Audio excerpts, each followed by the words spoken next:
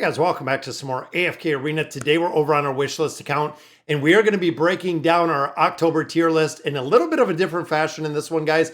So we're actually going to be looking at the utility of the tier list and breaking it down on a lot of different facets, looking at all of the different game modes. So we're going to hop over. Let's go ahead and look at the list. All right, guys. So like I was saying, we're going to break it down a little bit different with the tier list kind of going forward. As you can see, we broke it down in a couple different classifications. Now, overall, I don't get into the specific builds of the heroes. So if you want to know the specific builds, now you can go over to my AFK Arena shorts over on the channel and you can actually look at the shorts. I have pretty much all of the heroes in the first probably 3 to 4 tiers broken down with their minimum build, the optimal build, and then the whale build, depending on where you want to build them. Now, some of these see a lot of utility. And again, this is on the basis of the Twisted Realm, the Cursed Realm, the Nightmare Corridor, campaign formations, tower formations, treasure scramble.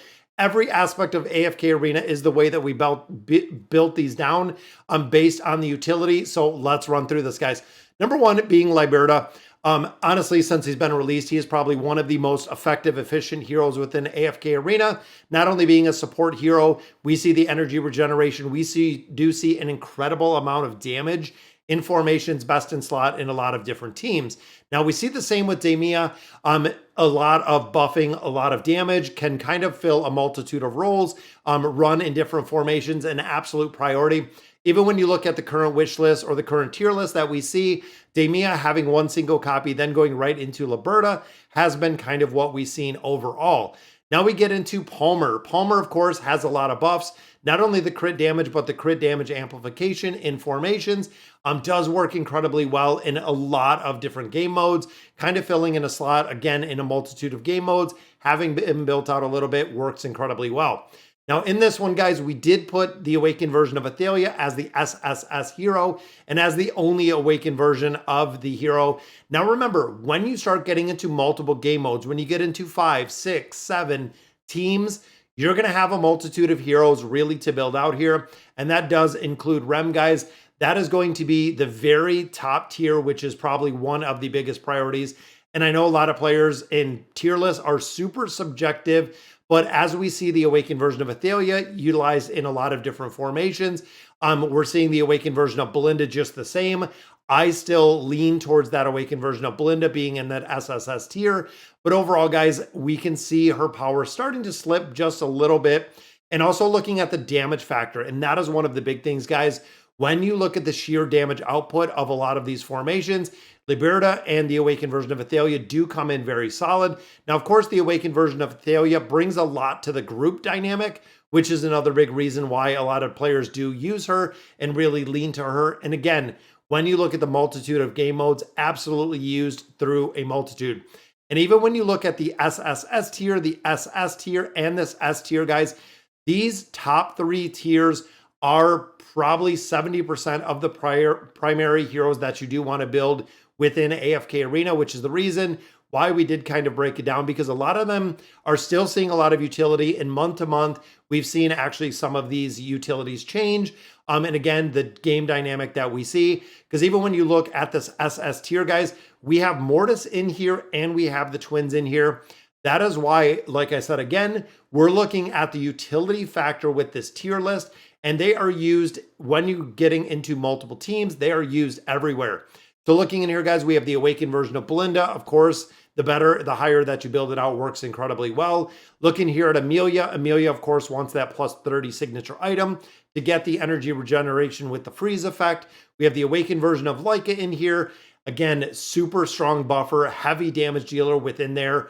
The Awakened version of Baden, still from one of the first series of the Awakened heroes, still seeing a lot of different formations that he is doing incredibly well in, followed by Ivan.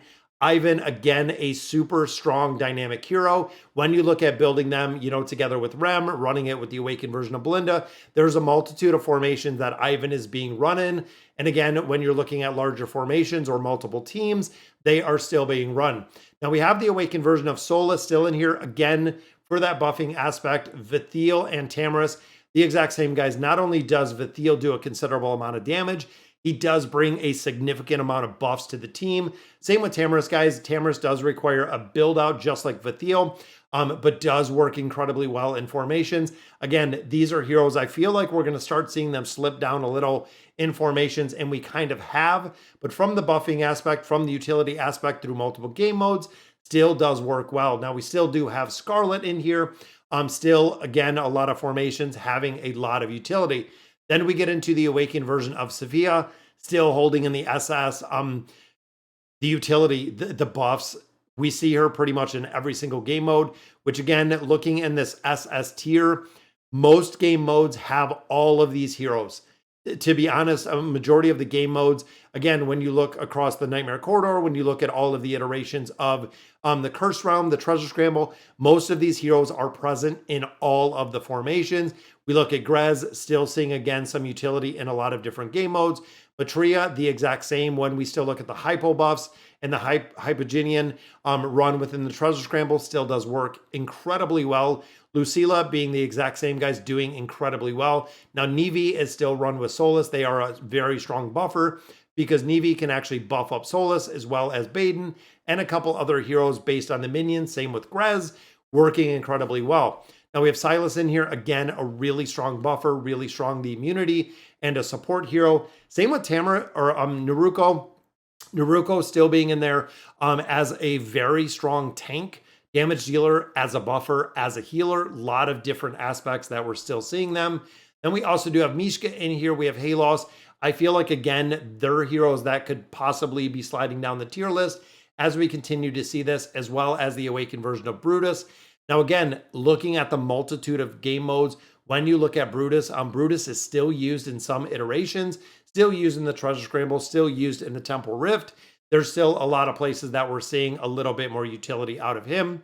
Then, of course, we have Rosaline, guys. Rosaline usually follows the Awakened version of Belinda, which is really, really strong follow. Also seeing her in a couple different formations, following Rem, following Liberta, following a couple different heroes, making her utility very high. Anasta, another one you got to have built out with the E60, so the 60 engraving for that Brawler's Protection. But again, I'm starting to see her kind of fall off in game modes. Now Mulan, still seeing, again, a lot of different formations. Some niche formations, but still seeing the formations in there. And then, of course, Albedo. Now, it's pretty interesting when you look at the utility of Ainz. When you look at the utility of Albedo, Albedo is being used a lot more than Ainz. Ainz is kind of a sub, and I'm even thinking with the bigger builds, with the whale builds, we are seeing her used with a lot of the dimensional heroes, but most of them do not include Ainz at this point. We have Rain in here as a really strong buffer. Then we have Alna, as well as the twins. Oden, still used in formations. Joan of Arc as well. Now looking into the S tier, guys, we have Merlin in here. We have Jerome as well. Again, starting to see him kind of show up in formations, but not really used everywhere at that point. We have Rowan in here with the Awakened version of Thane. Seems like, again, he is starting to fall down. He has niche formations that he's in right now. Treasure Scramble, absolutely. But short of that, you were starting to see him with a lot less utility. Same with Kanisa and Rook. Same with Olgath. When you look at the combination of Matria, they are present. Outside of that, not really a lot of utility. Estrilda still does see quite a bit of buffing. Again, depending on who you have built, we're starting to see her fall a little bit lower as we see other heroes kind of prevalent. Now, looking at the original version of Taylene, this one's pretty interesting because still does run Orthos with the best in slot in a couple different game modes. Also looking at the stall comp. And that is something to remember, guys, is the stall comp that we're seeing within the Treasure Scramble is one of the most predominant comps that we're seeing with a very high win rate. Now we have Oren in here, and then we also do have Scrag for the invade. We have Zolrath in here for the time delay. Then again, we have Jerome. Again, we're going to have to see exactly where he lands. Relatively new. He is actually the new hero in this tier list, guys, is comprised of 145 heroes at this point. That is right, guys. We have almost 150 heroes within AFK Arena. Now we have Lorzan in here for the linking. Damon, again, still making some formations. Hodgkin, we have Leonardo, and then we have Yennefer to round out the S tier. And again, guys, tier lists are super subjective. This is a combination of a lot of different things that we really make this. Now, looking at the A level, we have the original version of Aziz, we have Peanut, we have Scrath. Majority of these are kind of seeing the support hero role is mainly what we're seeing in here. Even Lucretia, unfortunately, is starting to see, short of the campaign, I'm not really seeing her much other places. And even then, if you don't have her built, there's a couple other formations, especially when you look at Liberta and Lucilla, that a lot of players are running that are working incredibly well. Now, the Awakened version of Taylene, unfortunately, short of the tower, subgroups not really being used. Then, of course, we have Leica in here, and we do have Trichia. Trichia, of course, being used as the best in slot in, I don't believe, any more, but for a little, very short time, the damage that she was producing in niche formations worked, but she also wasn't used in every formation, which is the same with Edwin. We see Edwin run with the Awakened version of Baden, but now it doesn't seem like he's going to be running there anymore, like they're slowly being replaced. And then we get into Orthos, Raku, and Kren, both of them used to run together, used to be the best in slot when it came to a lot of different game modes. Now they're not even prevalent in either game mode. I believe Raku is in one. So out of all the iterations of the Cursed Realm, I believe he is still in one at this point, which again, as heroes continue to come out, we're going to see him utilized a little bit less. Now looking here, guys, we have Guineas, we have Queen, looking at a couple more in here, just looking at Saurus. And again, looking at Ainz, I know a lot of people are really going to throw a fit about Ainz being as low as he is. But again, utility-wise, where do we see him within different game modes?